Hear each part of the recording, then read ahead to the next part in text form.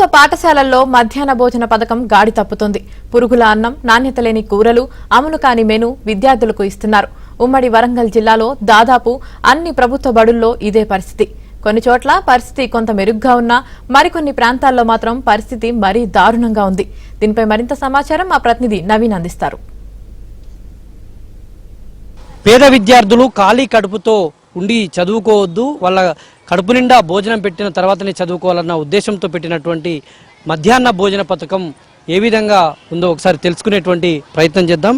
నేను హనుమకొండలో ఉన్నటువంటి లష్కర్ బజార్ ప్రభుత్వ బాలికల పాఠశాలలో ఉన్నాను. బాలికల పాఠశాలలో పిల్లలంతా కూడా మధ్యాహ్న భోజనం చేస్తూ ఉన్నారు. చూడవచ్చు మనం పిల్లలు చాలా వరకు ఇంటి దగ్గర నుంచి ఇక్కడ బాక్సులు తెచ్చుకునే తింటున్నటువంటి పిల్లలే మనకు కనిపిస్తూ ఉన్నారు. చాలా వరకు పేరెంట్స్ ఇంటి దగ్గర బాక్సులు తెచ్చుకుంటున్నారు. ఇది బాలికల పాఠశాల కాబట్టి అంతా బాలికలే ఉన్నారు. వాళ్ళంతా కూడా మధ్యాహ్న భోజనం ఆరగిస్తున్నారు. మరికొంతమంది పిల్లలతో కూడా మాట్లాడి ఈ పాప బాక్స్ తెచ్చుకుంది ఇంటి దగ్గర నుంచి. ఎందుకు నాన్న బాక్స్ తెచ్చుకుంది? ఇక్కడ పెడతారు కదా లంచ్? పెడతారు. మరి ఎందుకు తెచ్చుకుంది? నాకు టేస్ట్ మంచిగా అనిపిస్తలేదు. బాగానే ఉంటుంది కానీ నాకు మంచిగా అనిపిస్తలేదు టేస్ట్. ఇది పిల్లల అభిప్రాయం. ఇప్పుడు బాక్స్ తెచ్చారు కానీ మీ పాపకు ఎందుకు తెచ్చారు బాక్స్? కొద్దిగా లంచ్ అనేది బాగలేదు, ముద్ద అవుతుంది అన్నం, కర్రీస్ నీళ్ళు ఉంటున్నాయి సార్, అంతే. పిల్లలు ఏం చెప్తారు ఇంటి దగ్గర? ఇంటికాడ కర్రీస్ బాగలేవు అంటారు అన్నయ్య అంతే, అందుకనే బాక్స్ చేస్తున్నాం. అట్లా కర్రీస్ బాగా పెట్టాలి, గవర్నమెంట్ పంపుతుంది కదా, సీఎం పంపుతుంది కదా, అది కర్రీస్ బాగా అని కోరుకుందాం అంతే. ఇక్కడ విజిట్ చేయడానికి విద్యార్థి సంఘాల నాయకులు, పిడిఎస్యు సంఘం నాయకులు కూడా వచ్చారు. మనం వచ్చిన విషయాన్ని తెలుసుకుని వాళ్ళు కూడా వచ్చారు. చెప్పండి, ఎట్లా ఉంటాయి? మీరు పాఠశాలను చాలా వరకు విజిట్ చేస్తూ ఉన్నారు. ప్రభుత్వ పాఠశాలలో విద్యార్థులకు నాణ్యమైన భోజనం అందుతుందా? ఈ తెలంగాణ రాష్ట్రంలో ప్రభుత్వాలు మారినా ప్రభుత్వ పాఠశాలల పరిస్థితి మాత్రం దయనీయమైన స్థితిలో ఉంది. కానీ కొంతమంది విద్యార్థులు అయితే వాళ్ళ పేరెంట్స్ పని చేసుకొని చెప్పేసి వాళ్ళకి తప్పదు, మా పిల్లలకు మేము భోజనం పెట్టాలని ఇంటి దగ్గర నుంచి టిఫిన్ బాక్సులు తీసుకొచ్చి ఇచ్చే స్థితి ఇవాళ ప్రభుత్వ పాఠశాలలో తెలంగాణ రాష్ట్రంలో ఉంది.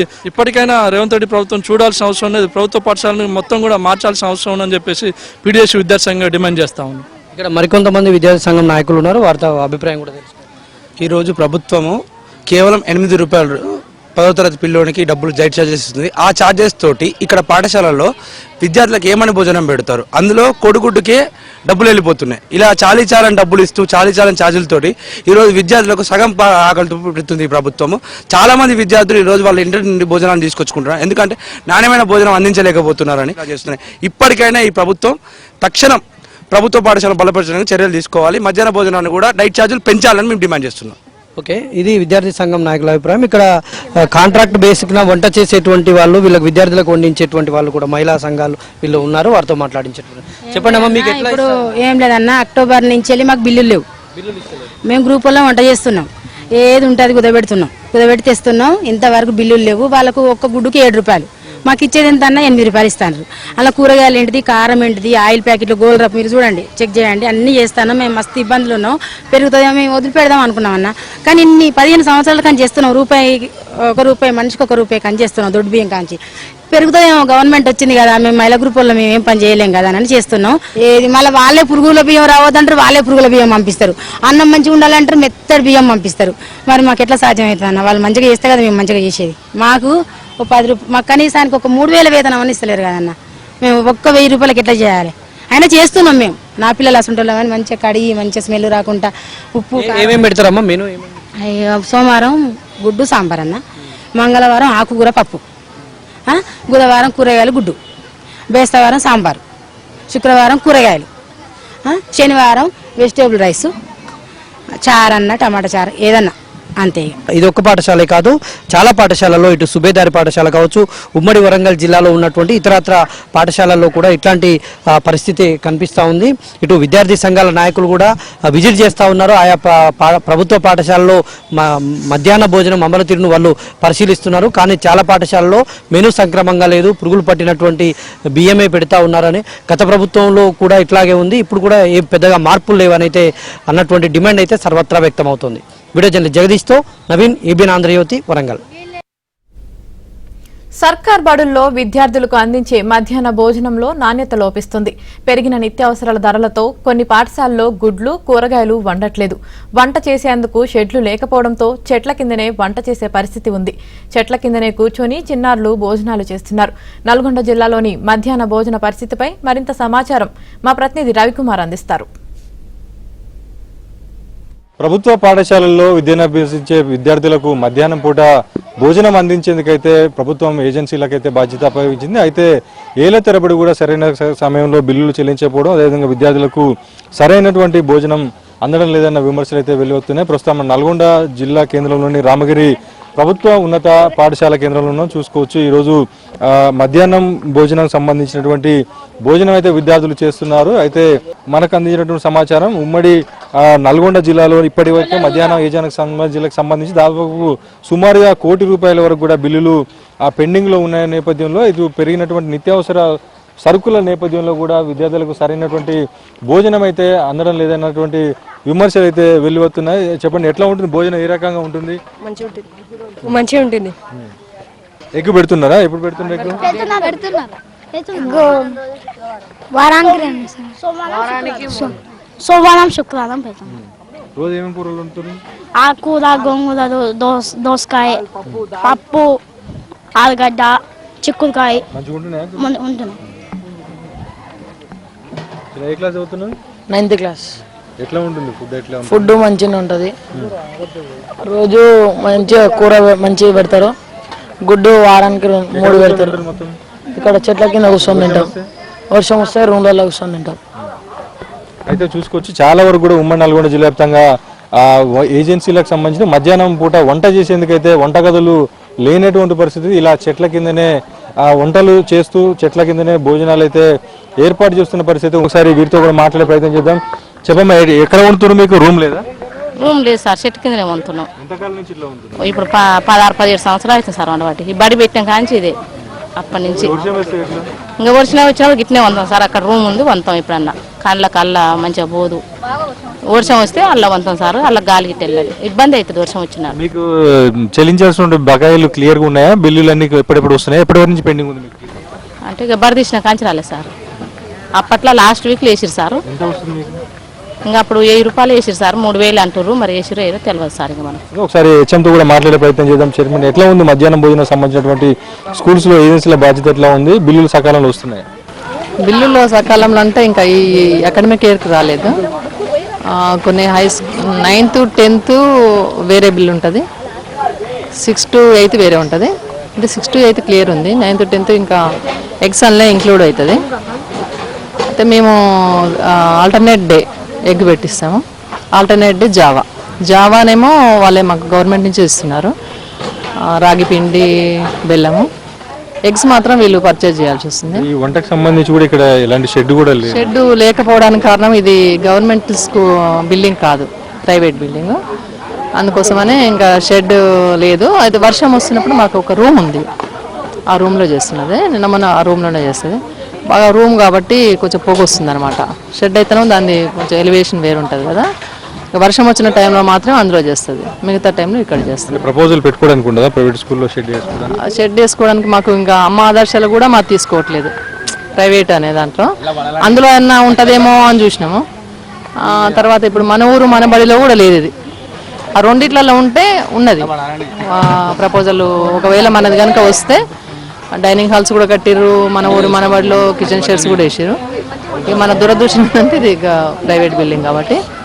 మొత్తంగా చూసుకుంటే ఉమ్మడి నల్గొండ జిల్లా వ్యాప్తంగా ఇటు నల్గొండ, అదేవిధంగా సూర్యాపేట, యాదాద్రి, భువనగిరి జిల్లాలకు సంబంధించి మధ్యాహ్నం భోజనకు సంబంధించిన ఏజెన్సీల బిల్లులు అయితే సుమారు ₹1 కోటి వరకు కూడా పెండింగ్లో ఉన్నాయి. అయితే సరైన సమయంలో సకాలంలో బిల్లులు చెల్లింపులు రాదని చెప్పేసి ఏజెన్సీ నిర్వాహకులు అయితే ఏజెన్సీ అసోసియేషన్ కానీ చెప్తున్న పరిస్థితి. మరోపక్క అన్ని ప్రభుత్వ పాఠశాలలకు మినహా చాలా ప్రభుత్వ పాఠశాలల్లో సరైనటువంటి భోజనం వంట ఉంచేందుకు అయితే షెడ్లు కూడా లేని పరిస్థితి ఉమ్మడి నల్గొండ జిల్లా వ్యాప్తంగా కొన్ని పాఠశాలలో నెలకొన్న పరిస్థితి ఉంది. వీడియో జర్నలిస్ట్ మల్లికార్జున్తో రవికుమార్, ఏబిఎన్ ఆంధ్రజ్యోతి, నల్గొండ. తెలంగాణలో మధ్యాహ్న భోజనం పథకం మసకబారుతోంది. ఫలితంగా విద్యార్థులకు పౌష్టికాహారం అందని ద్రాక్షగా మారింది. భోజనం అందుతున్న బడుల్లో కూడా సరైన వసతులు లేక కొంత, వంటవారికి బిల్లులు అందక కార్మికులు ఇబ్బందులు పడుతున్నారు. సంగారెడ్డి, మెదక్ జిల్లాలో పరిస్థితిని మా ప్రతినిధి పరశురాం అందిస్తారు. ప్రభుత్వ పాఠశాలల్లో డ్రాప్అవుట్లు తగ్గించి అదేవిధంగా విద్యార్థులకు పౌష్టికాహారం అందించే లక్ష్యంతో కేంద్ర రాష్ట్ర ప్రభుత్వాలు అమలు చేస్తున్నటువంటి ఈ మధ్యాహ్న భోజన పథకం క్షేత్రస్థాయిలో ఇబ్బందులు ఎదురవుతున్నాయి. ముఖ్యంగా ఏజెన్సీలకు రావాల్సినటువంటి బిల్లుల విషయం కారణంగా ఆ ప్రభావం విద్యార్థులకు అందే పౌష్టికాహారం మీద పడుతుంది. ప్రస్తుతం మనం మెదక్ జిల్లాలోని మక్తబూపత్పూర్ పాఠశాలలో ఉన్నాం. ఇక్కడ ఉన్నటువంటి పరిస్థితి చూడవచ్చు. ప్రస్తుతం ఈ పాఠశాలలో ఇక్కడ ఏజెన్సీ వారు మధ్యాహ్న భోజనం కోసం వంట చేయడం జరుగుతుంది. ఇక్కడ సుమారు ఈ పాఠశాలలో 400 మందికి పైగా విద్యార్థులు ఉన్నారు. ఇది జిల్లా పరిషత్ పాఠశాల 6వ తరగతి నుంచి 10వ తరగతి వరకు విద్యార్థులు 400 పైగా మంది విద్యార్థులు ఈ పాఠశాలలో చదువుతున్నారు. ఇక్కడ మనం విద్యార్థులకు వంట చేస్తున్నటువంటి దృశ్యాలను ఇక్కడ చూడవచ్చు. ఇక్కడ వంటగది ఏర్పాటు చేయడం జరిగింది. అదేవిధంగా సుమారు 5 ఇక్కడ వంట చేస్తున్నారు ఏజెన్సీ నిర్వాహకులు. ఇక్కడ ముఖ్యంగా కేవలం వీళ్ళకి రావాల్సిన బిల్లుల కారణంగానే ఈ ఇబ్బందులు ఎదురవుతున్నాయని చెప్పవచ్చు. 1వ తరగతి నుంచి 8వ తరగతి వరకు విద్యార్థుల కుకింగ్ ఛార్జీలు, అదేవిధంగా వాళ్ళకు కోడిగుడ్డుకు సంబంధించి ప్రత్యేకంగా బిల్స్ ఇవ్వడం జరుగుతుంది. అదేవిధంగా 8 నుంచి 10వ తరగతి వరకు కుకింగ్ ఛార్జీలోనే వాళ్ళకు కోడిగుడ్డుకు సంబంధించిన ఛార్జీలు ఇవ్వడం జరుగుతుంది. అయితే ఇక్కడ క్షేత్రస్థాయిలో ఉన్నటువంటి ఇబ్బందులను ఒకసారి మనం పరిశీలిస్తే వాళ్ళకు ముఖ్యంగా పెరుగుతున్నటువంటి నిత్యావసర సరుకుల ధరలు పెరుగుతున్నట్టు అనుగుణంగా వాళ్ళకు రేట్లు పెంచడం లేదు. 2023లో సాధించిన రేట్ల ప్రకారం మాత్రమే వాళ్ళకు బిల్లులు ఇవ్వడం జరుగుతుంది. సంగారెడ్డి జిల్లాలో సుమారు 1200కు పైగా పాఠశాలలు ఉన్నాయి. ఇందులో 70% పైగా అక్షయపాత్ర ద్వారా మధ్యాహ్న భోజనం సరఫరా చేస్తున్నారు. మెదక్ జిల్లాలో దాదాపు 871 పాఠశాలలో ఈ మధ్యాహ్న భోజనం అమలు చేస్తున్నారు. మధ్యాహ్న భోజనం సంబంధించి ఎలాంటి ఇబ్బందులు ఎదురవుతున్నాయి ఏంటనే విషయాలను మనతో మాట్లాడేందుకు ఇక్కడ మెదక్ జిల్లాకు సంబంధించి మక్తబూపత్పూర్లో కొంతమంది ఏజెన్సీ నిర్వాహకులు ఉన్నారు. వాళ్ళని అడిగి తెలుసుకుందాం. చెప్పండి అమ్మా, మీరు ఏదైతే స్కూల్లో వంట చేస్తున్నారు కదా మధ్యాహ్నం భోజనం, ఈ వంట చేయడంలో మీకు ఎట్లాంటి ఇబ్బందులు ఎదురవుతున్నాయి? ఇబ్బందులు చాలా ఉంటున్నాయి సార్. మాకు కట్టెలతో చాలా ఇబ్బంది అవుతుంది. బిల్లులు కూడా టైంకి వాడట్లేవు. బయట అప్పులు తీసుకొచ్చి పెడుతున్నాం. మహిళా గ్రూప్ సంఘం నుంచి తీసుకొచ్చి పెడుతున్నాం. చాలా ఇబ్బంది అవుతుంది. పెండింగ్ లేకుండా 1 నెల ఉంచుకొని అయినా సరే 2nd నెలనే ఇవ్వాలి. 5-6 నెలలతోనే పెండింగ్తో ఇబ్బంది అవుతుంది సార్. మాకు ఎప్పటి నుంచి రాలేదు బిల్స్ మీకు? మాకు లాస్ట్ టైం కూడా ఎక్స్ బిల్లు ఉన్నాయి సార్. ఇప్పుడు ఈ స్కూల్ స్టార్ట్ అయిన నుంచి అసలు బిల్లే రాలేదు. అవును సార్. ఎవరికైనా చెప్పారా మరి బిల్స్ వస్తలేవు? వచ్చాము, ఇంతకుముందు విలేకరులు వస్తా కూడా చెప్పినాము, వస్తలేవు. ఇప్పుడు మరి ఎట్లా అడ్జస్ట్మెంట్ చేస్తున్నారు? పిల్లలకి వంట చేయడం అయితే ఆపరాదు కదా. బయట తీసుకొస్తున్నాం సార్. మా మహిళా సంఘం గ్రూప్లో తీసుకొచ్చినాం. మనిషికి ఒక 50,000 అట్లా తీసుకొచ్చినాం. నెల కట్టుకుంటున్నాం సార్. ఏం కోరుకుంటున్నాం? ఎట్లా ఇది ఇబ్బంది లేకుండా ఉండాలంటే? ఇబ్బంది లేకుండానే ఉండాలి. కాకపోతే 1 నెల ఉన్నా సరే 2వ నెలదైనా బిల్లు వేయాలి. ఈ నెల లాస్ట్ అయ్యే వరకు ఇంకో నెల బిల్లు వేయాలని కోరుకుంటున్నాం సార్. ఇప్పుడు చెప్పండి అమ్మ, కూరగాయల రేట్లు పెరుగుతున్నాయి, మీకు ఇచ్చే బిల్స్ సరిపోతున్నాయి? కూరగాయల రేట్లు సరిపోతలేవు సార్. ఇప్పుడు బయట తెచ్చుకుంటున్నాం మేము. మళ్ళా కట్టెలు కూడా మండక మాకు గ్యాస్ కూడా రావాలి సార్. మీరు ఎంతమంది వంట చేస్తున్నారు? మేము 5గురం సార్. ఎంత ఇస్తున్నారు ఒక్కొక్కలకు? ఎంత ఇస్తున్నారు అంటే ఇప్పుడు ఒక పిల్లకు 1000 రూపాయలు లెక్క వస్తుంది, జీతం లెక్క వస్తుంది. నెలకు వస్తుంది. నెలకి ఎలా వస్తున్నాయి సార్ చెప్పారు కానీ అవి బిల్లు పడ్డప్పుడు అలానే కలిపేస్తారు సార్. అవి కూడా వస్తున్నాయా రావలేవా తెలియదు. ఆ బిల్లులతోనే ఇస్తారు. ఇబ్బంది లేకుండా ఉండాలంటే ఏం చేయాలి గవర్నమెంట్? ఏం చేయాలి సార్? నెలకు బిల్లు వేయాలి. మాకు ఇప్పుడు జీతం వస్తుంది అన్నారు కదా సార్, అవి కూడా వేయాలి మాకు. ఇప్పుడు మాకు కట్టెలు సరిపోతలేవు, గ్యాస్ కూడా రావాలి సార్. కట్టెలతోనైతే కళ్ళు బాగా అది అయిపోతుంది సార్, ఇబ్బంది అవుతుంది సార్. సరే సరే సార్. ఇప్పుడు వాళ్ళు చెప్పారు ఏదైతే మధ్యాహ్న భోజనంలో ఏదైతే ఇబ్బందులు ఉన్నాయో వాళ్ళకి రావాల్సిన బిల్లులు సకాలంలో రాకపోవడం, అదేవిధంగా వాళ్ళకి వేతనాలు కూడా రావడం లేదు. ముఖ్యంగా వాళ్ళకి గ్యాస్ కూడా సరఫరా, వంట గ్యాస్ సరఫరా ఏదైతే దానికి సంబంధించిన బిల్స్ లేకపోవడంతో వాళ్ళు కట్టెల పొయ్యిల మీద వంట చేస్తున్నటువంటి పరిస్థితితో వాళ్ళు ఇబ్బందులు పడుతున్నామని చెప్తున్నారు. ఏదైతే ప్రభుత్వం చెప్తున్నటువంటి ఇస్తామన్నటువంటి కుకింగ్ ఛార్జీలు కానీ, అదేవిధంగా గౌరవ వేతనాలు, అదేవిధంగా ఎగ్ ఛార్జీలు కూడా సకాలంలో అందిస్తే తాము ఇబ్బందులు పడము, అప్పులు చేయాల్సిన బాధ తప్పుతుందని చెప్పి వంట ఏజెన్సీ నిర్వాహకులు చెప్తున్నటువంటి పరిస్థితి. కెమెరామెన్ నాగరావుతో పరిశ్రమ ABN ఆంధ్రజ్యోతి మెదక్ జిల్లా నుంచి.